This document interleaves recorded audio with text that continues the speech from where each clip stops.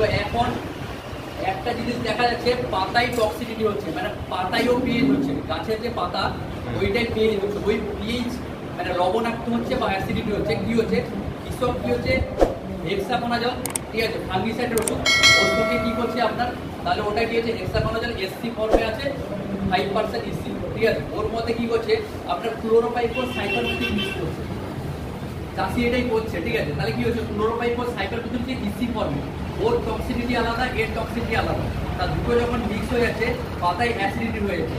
Acidity হওয়ার পরে দেখা যাচ্ছে যে কোনো পোকার ওষুধ ইউজ করার পরে কোনো কাজ করছে না গাছে।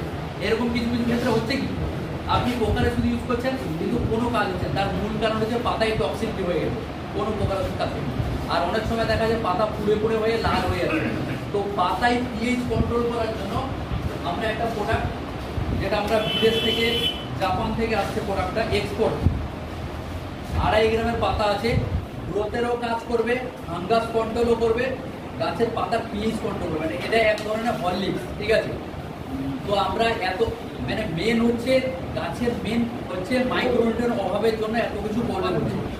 মাটিতে কি হচ্ছে ফার্টিলাইজার ডাইজেস্ট করছে না, আমরা যে সার ইউজ করছি, গাছের যদি বুক মাটি যদি বুক জ্বালা করে, মানে আমাদের যদি বুক জ্বালা করে আমরা কি মাংস খেতে পারবো, কি হজম করতে পারবো না। ওই আমরা গাছে যে খাবার দিচ্ছি, মাটির তো পিএইচ কন্ট্রোল নেই, মাটি অ্যাসিডিটি হয়ে যাচ্ছে, তাহলে গাছ খাবে কি করে, খেতে পারছে না। না খাবার ফলে কি হচ্ছে ওখানে ওই ফার্টিলাইজার দিনের পর দিন স্টক হয়ে থাকছে। আমাদের মাটি যদি টেস্ট করা যায় কোনো সায়েন্টিস্টকে দিয়ে ল্যাবে, যে অ্যাকচুয়ালি এখানে নাইট্রোজেনের পরিমাণ কত আছে, ইউরিয়ার পরিমাণ কত আছে বা পটাশের পরিমাণ কত আছে, তাহলে দেখা যায় মাটিতে ওই খাবার থাকানোই আছে, এক্সট্রা খাবারই লাগবে না, তা ওটাকে ডাইজেস্ট করতে হবে। ওই ডাইজেস্টের জন্য আমাদের কাছে একটা প্রোডাক্ট আছে, প্রাইমারি সেকেন্ডারি মাইক্রোনিউট্রিয়েন্ট একসঙ্গে মিক্স করা আছে, আপনারা হাতে নিয়ে দেখতে পারেন। এটা হচ্ছে ফার্টিলাইজারকে ডাইজেস্ট করে দিবে। দামও বেশি নয়, চাষিকে আপনি ওই 170-80 টাকার মধ্যে বেচতে পারবেন। এর মধ্যে 4-5টা কালার আছে, আপনি সঙ্গে সঙ্গে ওয়াটার করে ফেলেন।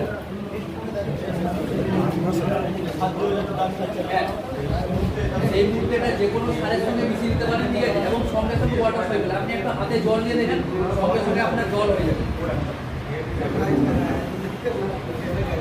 এটা চাষি যখন ফার্টিলাইজার ইউজ করছে, ফার্টিলাইজার সঙ্গে আপনি 1 বিঘায় হচ্ছে 500 গ্রাম, যে কোনো ক্ষেত্রে, সবজির ক্ষেত্রে, ধানের ক্ষেত্রে, যা ক্ষেত্রে আপনি এটা মিশিয়ে দিতে পারেন।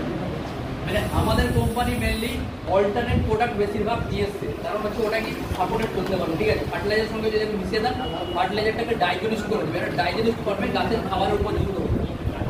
ওই জন্য ওই প্রোডাক্টটার নাম হচ্ছে পান মশলা, ঠিক আছে, পান মশলা দিয়েছে, ঠিক আছে। এর মধ্যে 5খানা